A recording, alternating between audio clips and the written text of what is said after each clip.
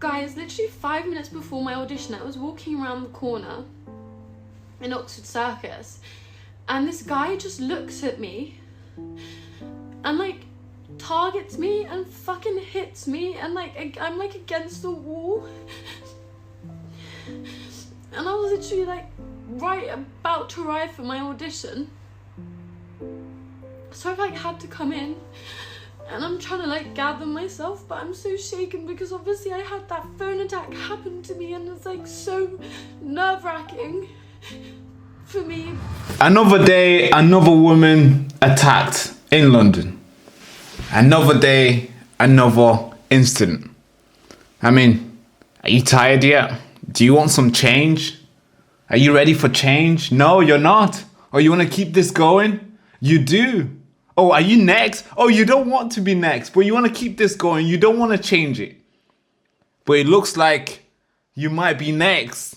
It looks like maybe your relative might be next if something doesn't get changed. Man, this is insane. Listen, watch this video with me. Heartbreaking. Young adult.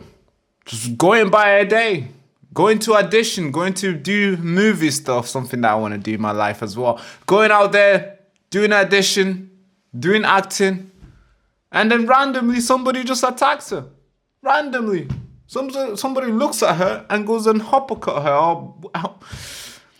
Well, I'm just going to let her talk, and we'll hear it, and I'll report what's going on in London. It's freaking insane, guys. Guys, literally 5 minutes before my audition, I was walking around the corner in Oxford Circus, and this guy just looks at me and like targets me and fucking hits me, and like I'm like against the wall, and I was literally like right about to arrive for my audition, so I like had to come in, and I'm trying to like gather myself, but I'm so shaken because obviously I had that phone attack happen to me, and it's like so nerve-wracking for me being out in central London now.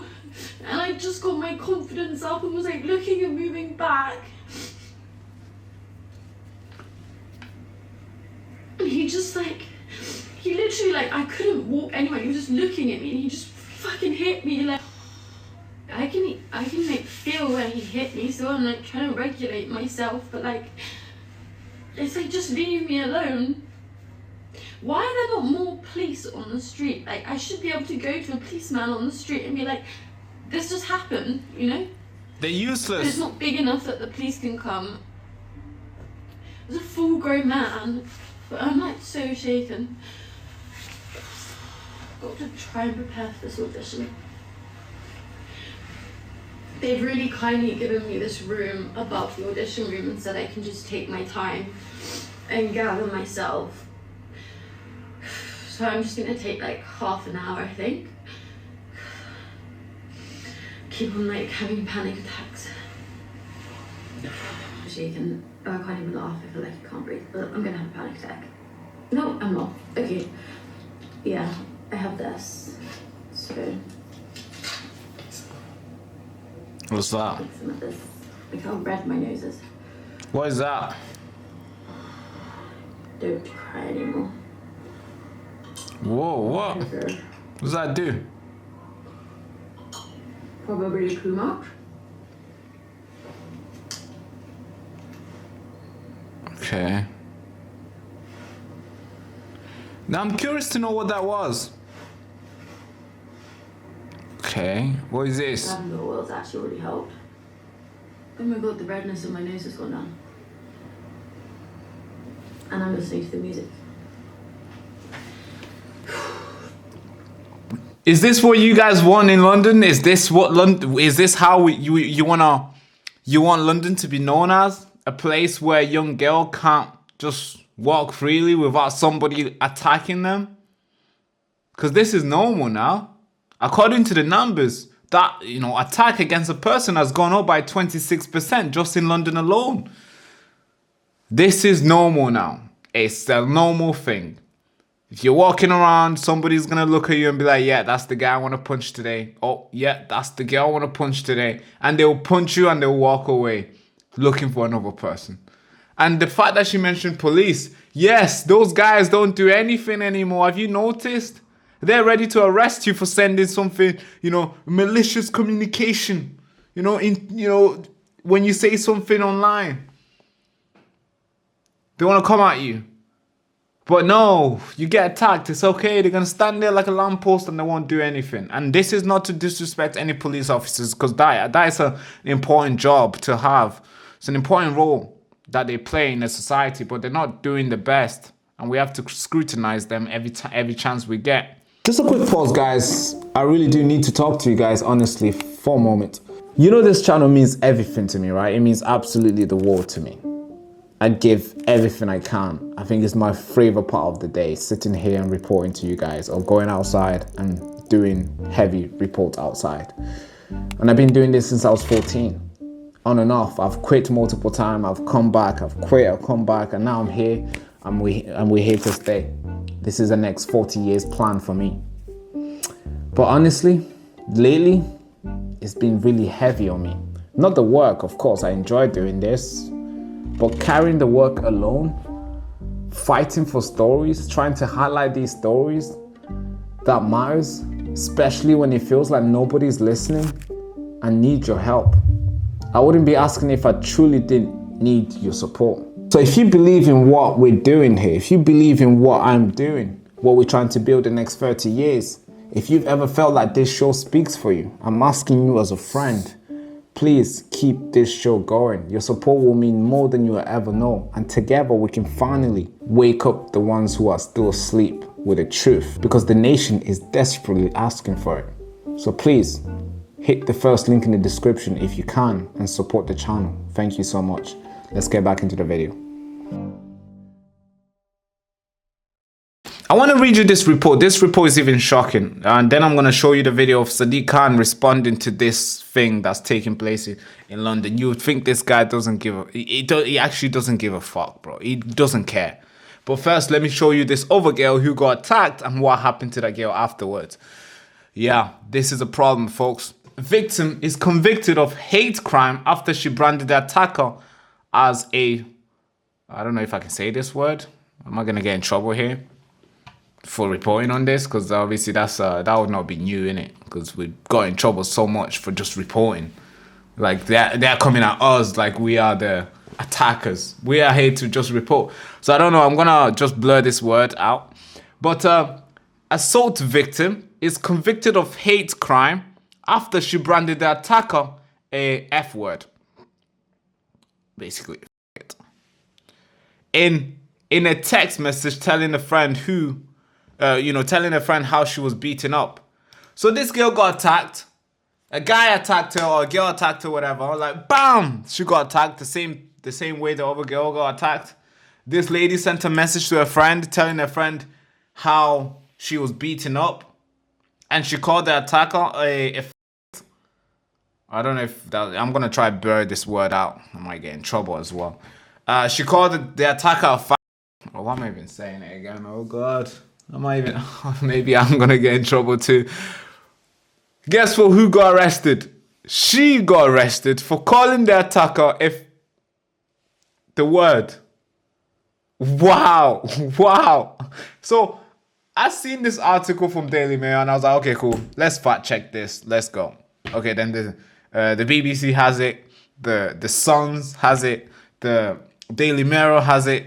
I'm thinking, so it's possible. Facebook people have it. All these people have reported it. I'm thinking, wow, this is insane. So let's read this article together, shall we? An assault victim, Isabel, was convicted of a hate crime in the UK after using a homophobic slur to describe her alleged attacker in a text sent to a friend. The Momo 4 had sent a barrage of text messages describing how she was beaten up by a male. An incident that left her in need of hospital treatment. Wow, so it's a bad attack. In these private messages to a friend, she used the term to describe the alleged assailant. This is where it gets worse. Her friend reported a message to the police. Oh, which friend are these, man? Her friend reported a message to the police. As a result, Elizabeth Kenny was charged with malicious communication offenses. Wow. Oh, God. I hope, God, please remove all these friendship from my life. I do not want a friend like this. If I already have, remove them from my life. Amen. Wow. So you get attacked badly. You're angry. You want to release the anger. So you get on your friend. You're like, this guy just attacked me. Oh my God. He did this and did this. What a fucking fight. God, he just ruined my day. And your friend calls the police. Hey, police, look at these texts from Elizabeth Kenny. I know you might be thinking this is comedy, but it's not. This is real thing. At Softon Magistrate Court, Kenny pleaded guilty to causing to be sent by a public communication network an offensive. What is that? Is that not? She pleaded guilty to this. What is that? She pleaded guilty to causing to be sent by a public communication network an offensive. What is that? Is that really a crime? Indecent, obscene, and menacing messages. That is so blurred. Like, how do you categorize what is menacing messages? How can you plead guilty on that? What? If they was to check every single person's phone, they're gonna find something that they can brand it as menacing. That is so blurred. That is just, it's not concrete. They can flag anybody for anything anytime they want. But she insists her words were thoughtless rant and that she did not intend to attack anyone's sexuality. However, the justice of peace. Wait, the justice of peace? We have that? You definitely not been working very well, justice of peace. Look, is there peace everywhere you go? People are getting attacked randomly. What do you mean justice of peace? But the justice of peace deemed her remark to be homophobic and the sentence was uplifted. Mrs. Kenny received 12 months community order, 74 hours of unpaid work, 10 rehabilitation activity a day. How can you... What is the activity going to look like? Don't get attacked and don't react like this. Or maybe get attacked, don't react like this. Okay.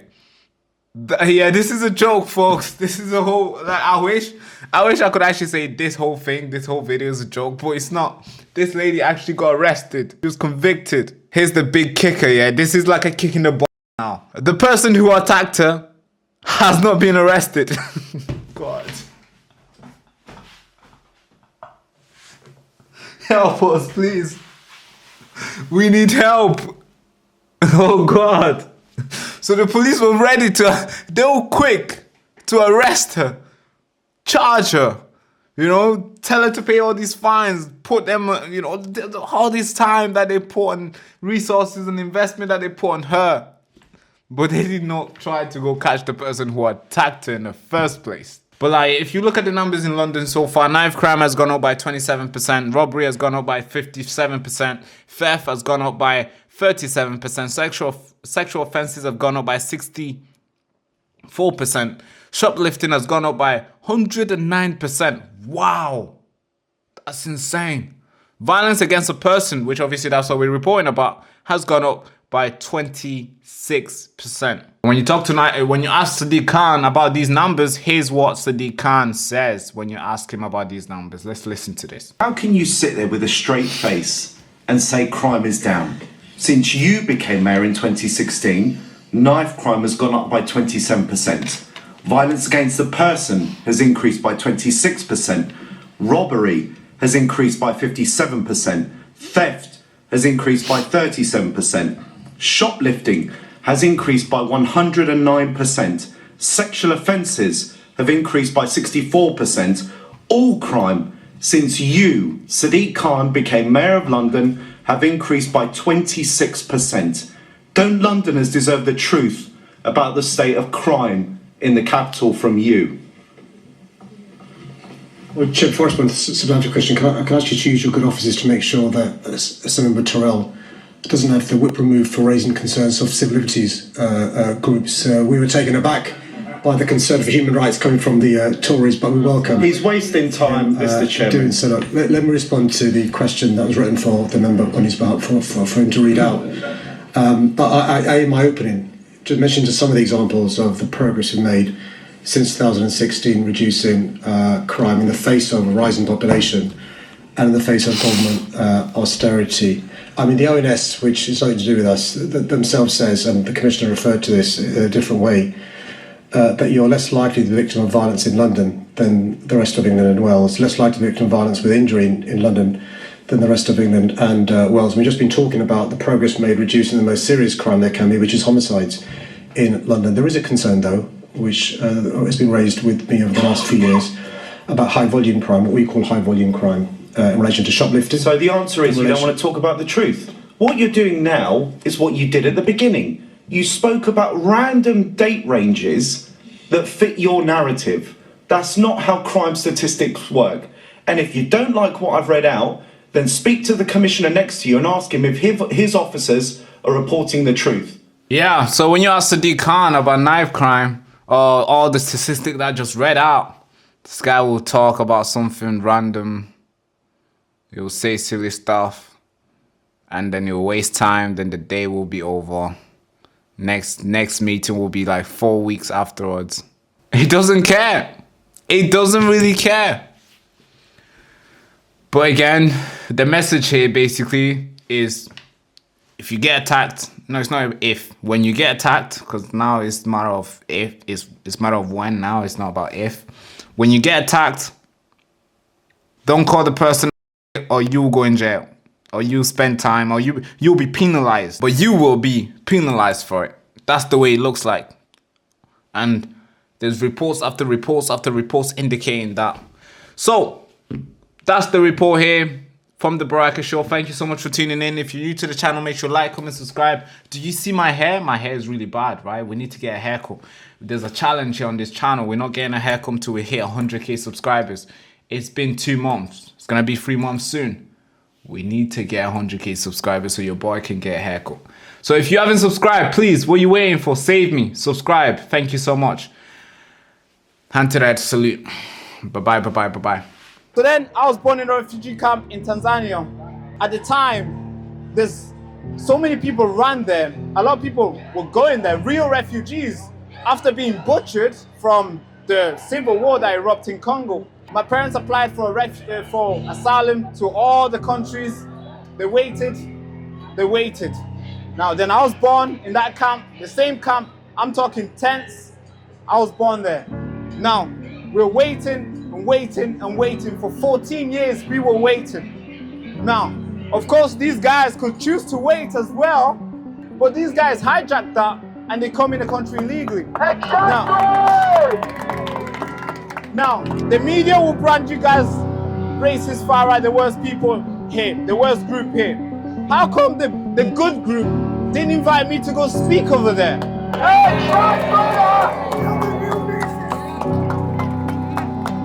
So, I call this the greatest awakening because all the way from over there, there's hundreds of people turning up. It's a Saturday, for God's sake. They could easily go around and watch football and have fun, go on a date, do all the lovely stuff they could do. But instead, they want to stand here, rain or not. They're ready to send the message. And I believe the message will be received today. Thank you so much.